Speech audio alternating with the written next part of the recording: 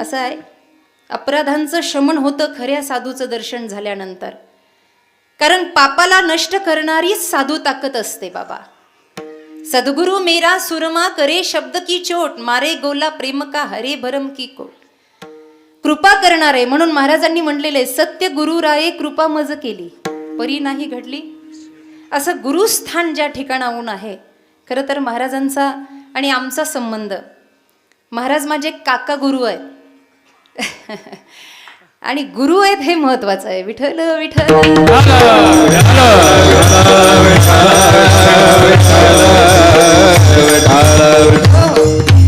आदरणीय स्वामीजींच्या चरणारविंद जेव्हापासून आम्ही गेलो, जाणं येणं बऱ्याच वेळेला झालं, परंतु जेव्हा समर्पित 2010चा काळ असेल तेव्हापासून मी आश्रमामध्ये स्वामीजींना पाहिलंय, महाराजांना पाहिलंय, स्वामीजींशी हितगुज करताना पाहिलंय. आणि ह्या दोघांची चर्चा म्हणजे आमच्यासाठी महाप्रसाद. पाहे प्रसादाची वाटा. असा कुणी संत आला, साधू आला की स्वामीजींच्या जवळ एखाद्या कोपऱ्यात उभा राहून जरी त्यांची चर्चा ऐकली ती भरपूर काही साठा मिळायचा, भरपूर काही ज्ञान मिळायचं. टिपणं काढून केल्यापेक्षा या सत्पुरुषांची वाचा ऐकून मिळालेलं ज्ञान हे सार्थकी लागतं ना बाबा. हा अनुग्रह फार मोठा आहे. आणि म्हणून महाराजांच्या साक्षीमध्ये माझं कितीतरी आतापर्यंत, आता 2 वर्षापासून आमची माय गेली, अर्थात स्वामीजी गेले. स्वामीजींच्या सोडशीला महाराजांचं कीर्तन होतं. आपल्याकडे 10-13 असतं, साधूमध्ये सोडशी असते आणि सोडशीला महाराजांचं सुंदर असं कीर्तन होतं. पण कीर्तनाला रामकृष्ण हरीपासून जे धारा डोळ्यामध्ये होत्या, विठ्ठल जय जय कधी झालं हे सुद्धा कळालं नाही. इतकं नितांत दोघांचं प्रेम होतं. तुका म्हणे वत्स धेनवेच्या चित्ती, तैसे मज येती सांभाळीत. काय सांगू आता संतांचे उपकार, मज निरंतर जागविती. या अर्थानं हे दोघांचं वासराचं गायचं जसं नातं आहे ना, खरं तर गोड बोलून विष पाजणारे मला भरपूर भेटले, पण स्वामीजींनी रागामध्ये मला अमृत कधी पाजलं हे मलाच कळालं नाही. आणि असं आहे, सत्पुरुष गेल्यानंतर त्यांची महती जास्त कळते. 2 वर्ष झाले मी पुन्हा आश्रमात पाऊलही टाकलं नाही, जायचं इच्छा होत नाही. ती चिडचिड, तो राग, पुन्हा प्रेमानं जवळ बोलवणं. काहीतरी बाजारातून वस्तू आणली की ती आळंदीची पोरगी कुठे आहे, त्यांनी वैष्णवी हा शब्द तोंडावर कधी घेतलाच नाही. पण असो, माझ्या गुरूंची कृपा माझ्याजवळ आहे, माझ्या हृदयात आहे. आणि आज मला भरून येतंय खरं तर, कारण की 2 वर्ष झाले स्वामीजी पाहायला भेटले नाही.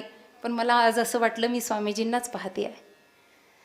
कारण तदाकार वृत्ती आहे अमृताश्रम स्वामी महाराजांची सुद्धा. संन्यास, वानप्रस्थ, जीव दान देऊन टाकला समाजाच्या हितासाठी. आणि साधू असा आहे की साधू हा वाटून खातो बाबा. साधू हा स्वार्थी नाही आहे. आज हा नाम सप्ताह आहे, ही पंचक्रोशीतली ते खुर्चीवर बसलेत, पण त्यांचं येणाऱ्या सगळ्या लेकरांकडे लक्ष आहे. तुम्ही इथे बसा, तुम्ही इथे बसा, तुम्ही इथे बसा. जिचे पिढे बाळ प्राण तियेचा विकळ, ऐसा मातेचा स्वभाव सूत्र दोरी एक जीव. तसं आईचा कळवळा असतो ना, तसं या जगतामध्ये आपण उद्धारित व्हावं. आणि बाबाजी शेठ तर एवढे भाग्यवान आहे, ज्याच्या डोक्यावर संताचा हात आहे ना त्याला विजय श्री निश्चित आहे. विठ्ठल विठ्ठल.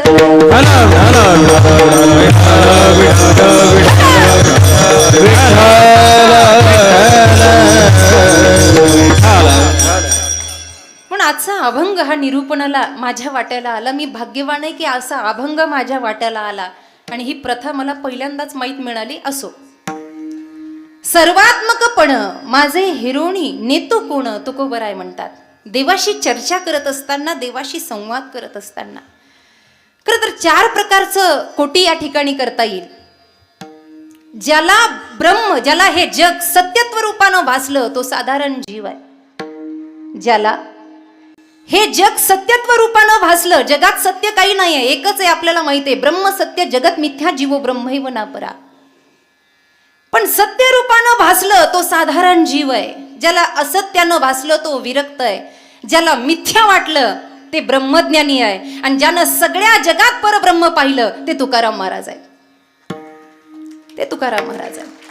कारण त्यांची अवस्था अशी होती, देवा समभाव पण समायोजन. समभावाचं समायोजन, मला तू सर्वत्र दिसला पाहिजे असं झालं पाहिजे देवा. कसं झालं पाहिजे? परोक्ष, अपरोक्ष आणि दृढ अपरोक्ष. प्रमाण आपल्या पाठ आहे. तो जळा स्थळात बसलेला आहे. विठ्ठल जळी स्थळी भरला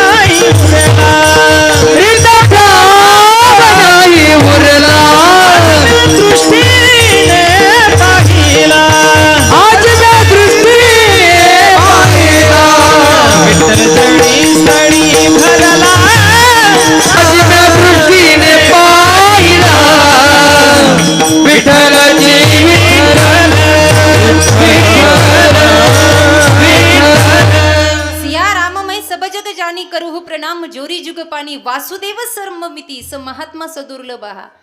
सगळीकडे माझा परमात्मा आहे. हा अनुभव तुकोबरायांचा आहे, पण तरी आज देवाच्या समोर बोलणं चालू आहे.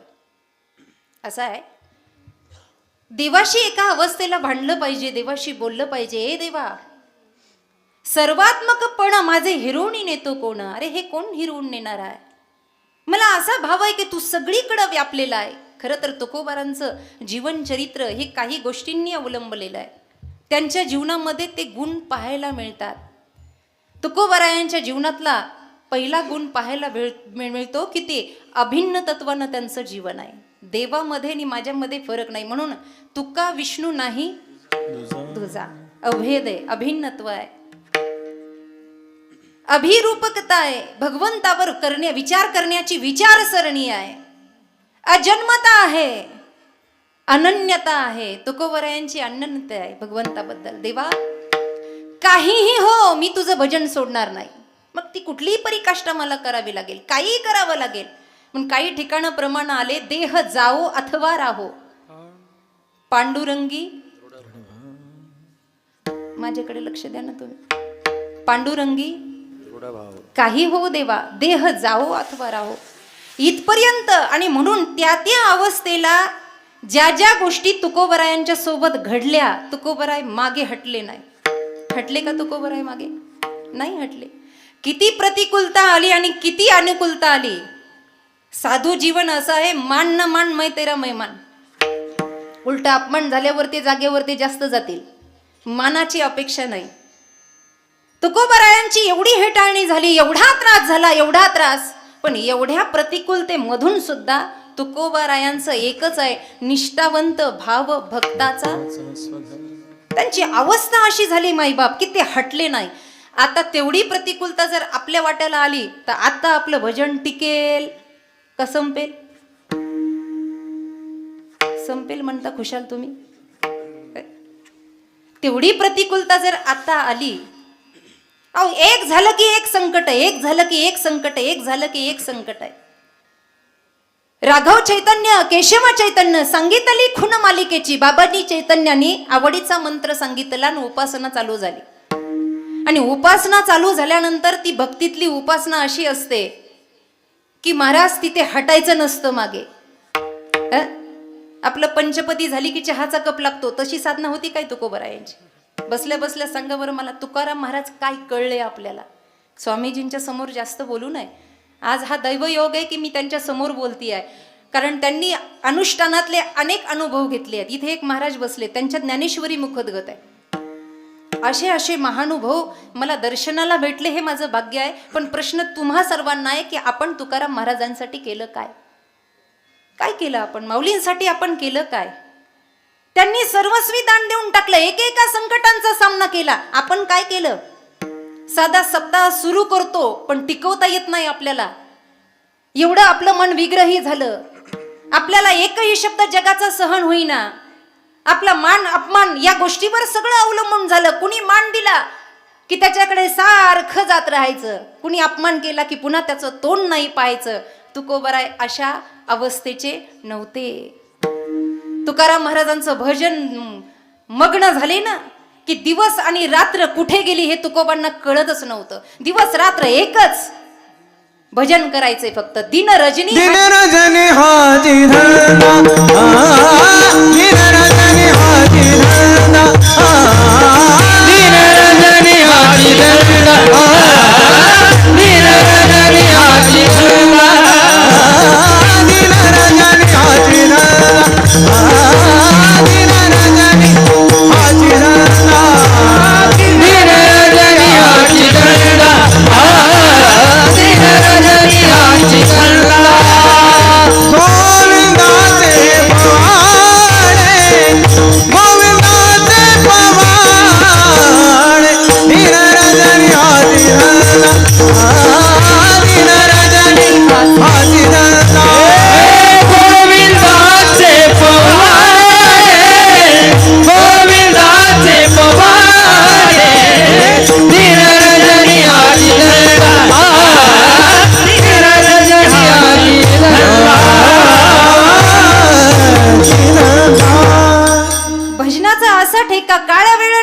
विचारिता नाही, तिथे काळही नाही वेळ नाही, भजनाला बसले दिन रजनी हाची धंदा गोविंदाचे पवाडे.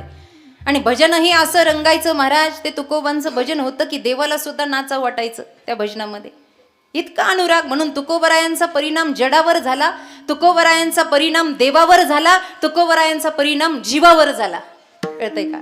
तुकाराम महाराजांच्या हे जे तुकाराम महाराज आज संवाद साधताय ना या अभंगातून, हे सगळं देवाला सांगतायत. हे देवा ऐक ना, भजन करायला लागले ना, तुकाराम महाराजांच्या भजनाचा परिणाम जडावर झाला. तुम्ही म्हणता कसा झाला? ज्या वेळेला प्रेमानं आवली म्हणायची जिजाबाईंना, एकदा आवलीशी गप्पा मारता मारता त्या म्हणल्या, का हो धनी, उठलं की भजनाला जाता, उठलं की भजनाला जाता, घराच्या जवळपास तरी बसायचं, उठलं सुटलं तुम्हाला डोंगर दिसतो. आईसाहेबांची ही भाषा आहे. तुकाराम महाराजांचं भजन कुठे होतं? एअर कंडिशन रूम, सगळीकडून पंखे लावलेले, मध्ये मध्ये चहाचा घोट, मध्ये मध्ये काहीतरी खायला. असंच होतं ना. तुम्ही इकडे बघा, ते येतच राहणार आहे. तुम्ही तिकडे पाहिलं तर मला पाव वाटतं मग कोण आलं म्हणून. या विठ्ठल विठ्ठल विठ्ठल.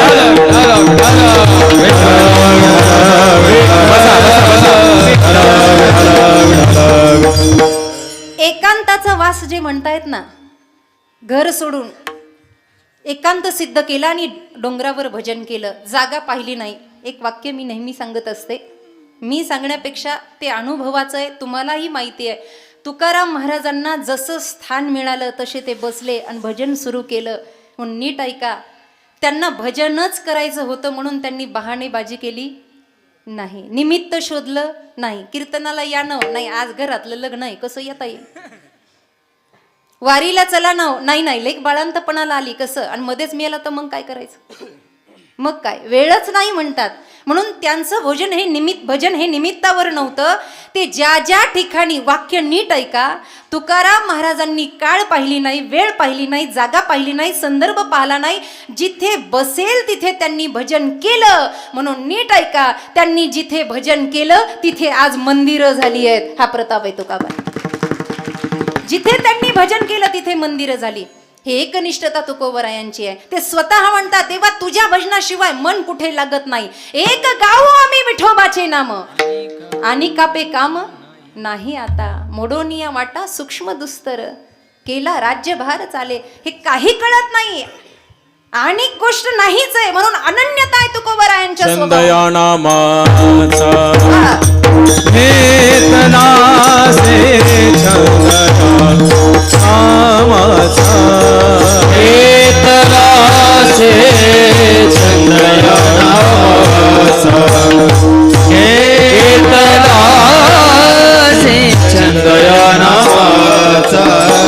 माझी मज झाली अनावर वाचा, माझी मज झाली अनावर वाचा, माझी मज झाली अनावर वाचा, माझी मज झाली अनावर वाचा.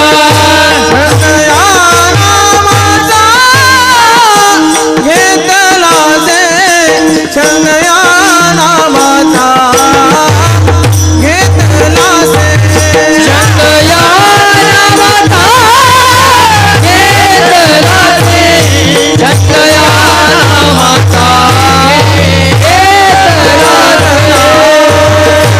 से.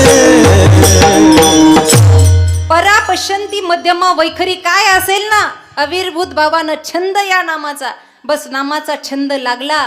आणि हा छंद लागल्यानंतर देवा जे कार्य मी हातामध्ये घेतलं होतं, दशमीपासून माघ शुद्ध दशमी पाहुणी गुरुवार केला अंगीकार.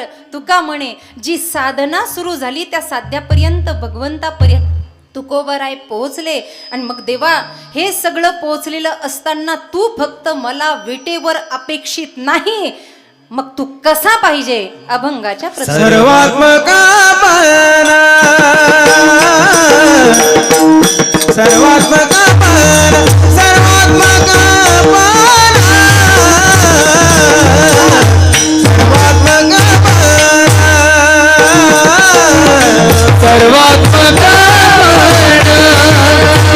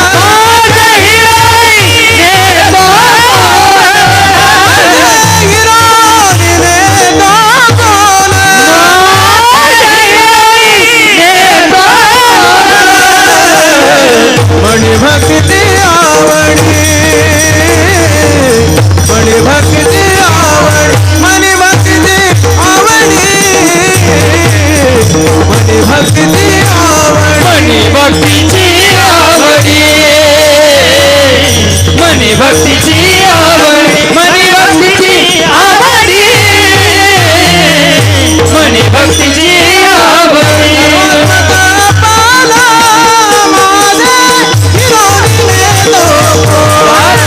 माझे हिरोनीने तो कोण माझे हिरोनीने तो सर्वात्मका पाला माझे हिरोनीने तो कोण माझे हिरोनीने तो कोण माझे हिरोनीने तो कोण तू सगळीकडे समदृष्टी सर्व साक्षी असला ही भक्ती मी केली आहे आणि हा माझा सर्वात्मपकाचा अनुभव कोण हिरून नेईल देवा. जशी कुंती माता भगवंत निघाल्यावर आपले एक एक अनुभव सांगत होती तसे तुकोबरायांचं चरित्र आपल्या समोर मांडता येईल. कारण जगताच्या पाठीवर या दोघांनीच देवाला दुःख मागितलंय. विपदच सर्व सुख हा. कुंती माता म्हणते देवा मला विपदा दे. विपदा म्हणजे काय? दुःख दे. कारण दुःख में सुमिरन सब करे सुख में करे ना कोय. अंगाला आला ताप देवा तू माझा निघून गेला ताप तर पठ्य देवाच्या. असं पाहू नका बरं, मला भिव वाटतं तसं. असं थोड्या माना हलवल्या पाहिजे म्हणजे कीर्तन हसत खेळत राहतं, बाकी काही नाही. एक तर तुमच्या भागात मी नवीन आहे, बरं झालं हे येत नाही तर भिवून पळाले असते. असं आहे बाबा, एक एक चरित्र. कुंती माता म्हणते मला दुःख दे. दुःख में सुमिरन सब करे सुख में करे ना कोई. तुकाराम महाराज काहीही घडलं तर तुकोबराय म्हणतात. दिवाळा निघालं बरे झाले देवा निघाले दिवाळे. बायको भांडायला लागली बरे झाले देवा बाईल कर कशा. आठव जथा लाभ संतोषा. रामायणामध्ये 8वी भक्ती सांगितली आहे. समाधान ठेविले अनंते तैसेची राहावे चित्ती असू द्यावे.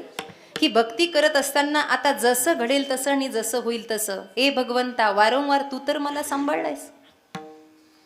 व्यापार चलावा व्यापार. तुकोबरायांचं चरित्र. आता देऊळ भंडारा डोंगरावर मोठा सप्ताह आहे 9 मार्चपासून मला वाटतं 8 पासून आहे. आमचे बरीच मंडळी आपल्या भागातली मुळशी खेळ राजगुरुनगर वगैरे सगळी फिरतायत. रोज अन्नदान व्यवस्था वगैरे वगैरे सगळं पाहणं चालू आहे. हा खटाटोप यासाठी आहे की त्या तुकोबरायांनी आपल्यासाठी केलं ना. एक एक चरित्र वाखाणण्यासारखं आहे. देवा कोकणामध्ये निघाले कारण आईसाहेब सारखं म्हणायच्या धनी संसाराला धन लागतं. असं तुम्ही ज्याचं नाव घेता ना असं टाळ कुठल्यानं घरदार चालत नाही धनी, त्याच्यासाठी पैका लागतो. आणि म्हणून व्यापारी मित्र सगळे जमवले आणि त्या ठिकाणी मिरच्याची पोती घेतली. मिरच्याची पोती आपल्या सगळ्यांना चरित्र माहीत असेल कदाचित.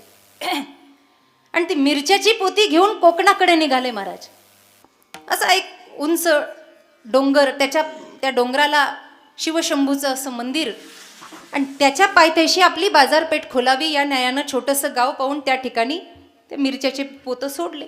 आता 3-4 पोतं त्या मिरच्या आणि तुकोबराय तिथे त्या मिरच्या विकायला बसले. आता मिरच्याकडे लक्ष असेल का भजनाकडे लक्ष असेल? लक्ष कशाकडे असेल? तुकाराम महाराजांचं. जर चालायला लागले ना तुकोबराय तर भजन राम राम राम राम राम विठ्ठल विठ्ठल विठ्ठल म्हणून चलणाऱ्या. मी जे सांगून गेले तुकोबरायांचा परिणाम झाला जडावर. चलणारी ती माती आहे ना माती, ती सुद्धा विठ्ठल विठ्ठल म्हणायची. आवलीला सांगायचे मी जर डोंगरावर गेलो ना, जर त्या मातीनं आवाज दिला विठ्ठल विठ्ठल तर समजायचं धनी या डोंगरावर आहे. एवढा आत्मविश्वास त्यांनी कमवला होता. असे एकाग्र असणारे तुकोबराय भजन करायला लागले. आता सकाळची वेळ होती, विकायला बसले आहेत, व्यापारी झाले आहे. बरं व्यापार काय एका जन्माचा थोडीच होता. महाराज अनंत जे जे धरिले अवतार तुका त्यांचे बरोबर परमार्थही तिथून आणि व्यापारही. त्यांचा व्यापार वेगळा बाबा. भजनाला बसले, रंगत चढली. मग लोक म्हणायचे ओ बाबा किती किलो दिल्या मिरच्या, काय किलो दिल्या, घ्या घ्या म्हणायचे, घ्या घ्या घ्या. म्हणून लाहो करा काळ सारा चिंतने. त्याच्यात सांगितले भजन करा, एक क्षणही थांबू नका, सारखं म्हणत राहा. काय म्हणत राहा? रामकृष्ण हरी म्हणत राहा.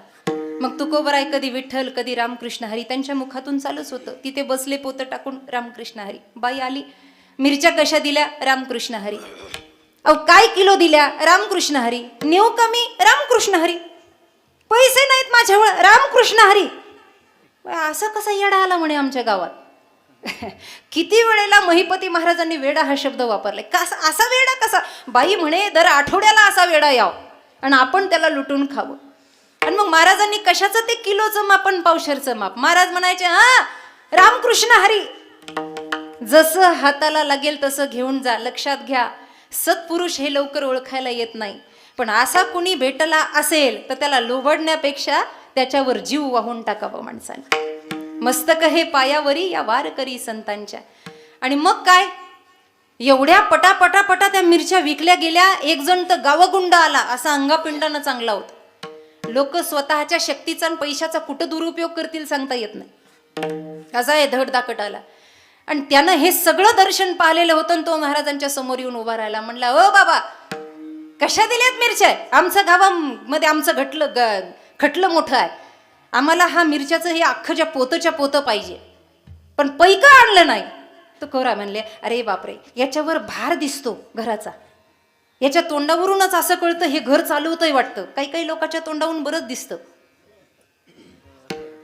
आता पण बसलेले बरेच चेहरे वाचता येतात मला, पण मी वाचणार नाही. विठ्ठल विठ्ठल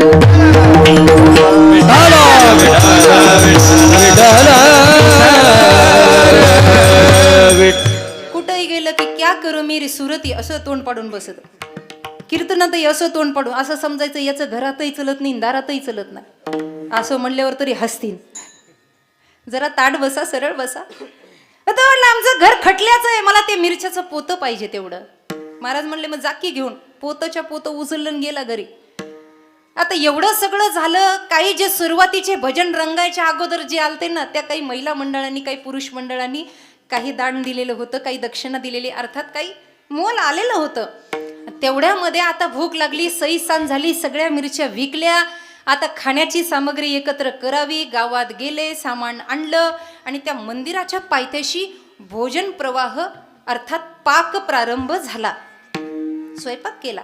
आता त्या स्वयंपाकाला बनवणारा कोण आहे? महाविष्णूचा अवतार आहे बाबा. हाताला चव असेलच ना.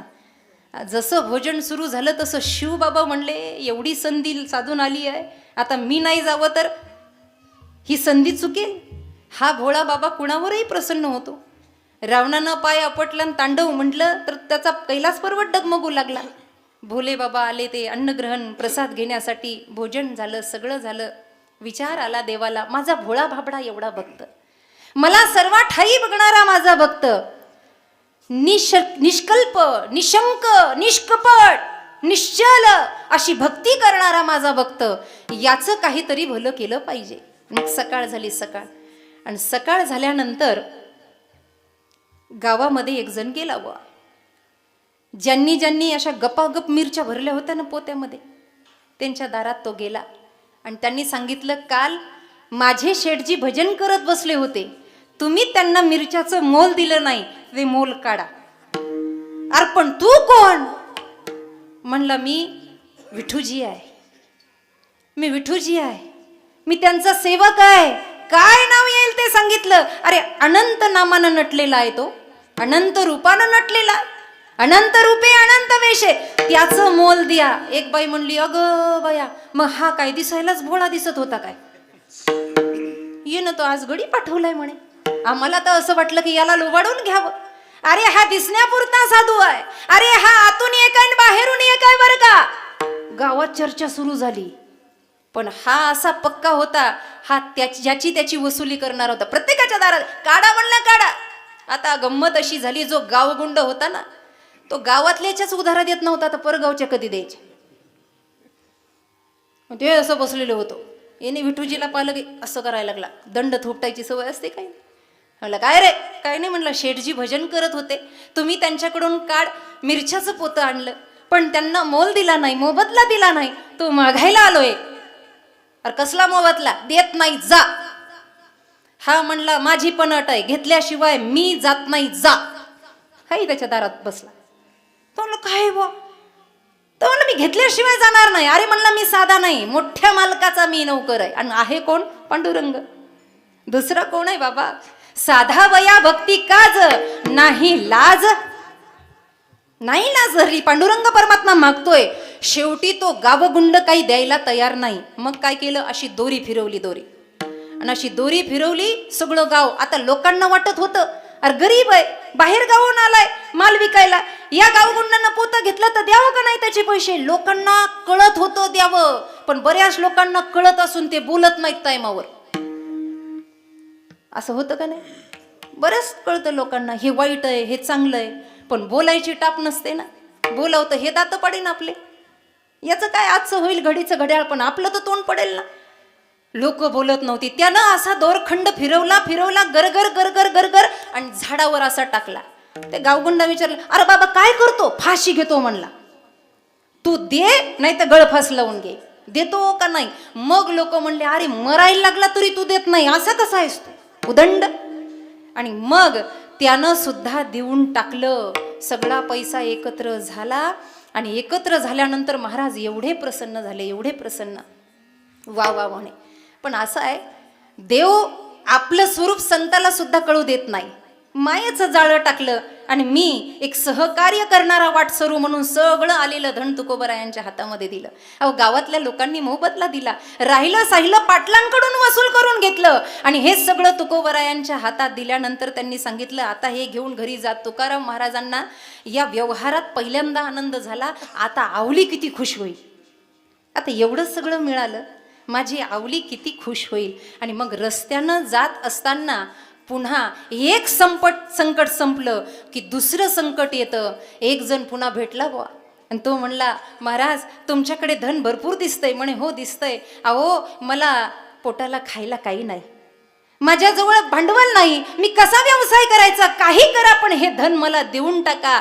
जसं मिळवलं होतं ना तसंच उदार अंतकरणानं देऊन टाकलं. संत उदार उदार भरले अनंत भंडार. पण तोही फसवा निघाला. पितळाचं कडं सोन्याचं कडं म्हणून दिलं तुकोबरायांच्या.